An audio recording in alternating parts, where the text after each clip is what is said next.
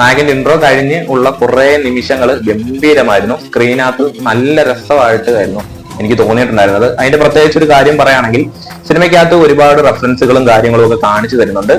നമ്മുടെ 11 പോലത്തെ ഒരു ടോപ്പിക് അല്ല ഇതൊരു സൂയിസൈഡ് ത്രില്ലർ എന്നൊക്കെ പറയാൻ പറ്റും. ഒരു അസാധാരണ മരണമെന്ന് നമ്മൾ വിചാരിച്ചിരിക്കുന്ന സമയത്ത് നമ്മളെ ഞെട്ടിച്ചുകൊണ്ട് കുറച്ച് ട്വിസ്റ്റുകളും സിനിമയ്ക്ക് സമ്മാനിക്കാനായിട്ട് സാധിക്കുന്നുണ്ട്. നോക്കിയെന്നാൽ നവീൻ ചന്ദ്രയായിരുന്നു.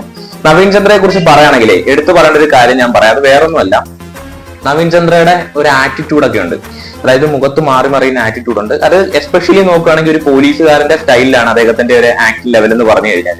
അതിപ്പം 11 എന്ന് പറയുന്ന സിനിമ നോക്കിക്കഴിഞ്ഞാലും 11 എന്ന സിനിമയിൽ ഒരൊറ്റ ആറ്റിറ്റ്യൂഡ് തന്നെയാണ് ഇടുന്നത്. പ്രത്യേകിച്ച് ഒരു മാറ്റവും അദ്ദേഹത്തിന്റെ അത് വെച്ച് നോക്കിക്കഴിഞ്ഞില്ല. കാരണം അദ്ദേഹത്തിന്റെ ആറ്റിറ്റ്യൂഡ് ഒക്കെ എന്ന് പറഞ്ഞു കഴിഞ്ഞാൽ അത്യാവശ്യം ഒരു ഗൗരവത്തിലുള്ള ഒരു മുഖം, ഭാവങ്ങളൊക്കെ നോക്കി കഴിഞ്ഞാൽ അത്യാവശ്യം ഒരു ഗൗരവത്തിലൊക്കെയാണ് നമുക്കത് അറിയാൻ സാധിക്കുന്നത്.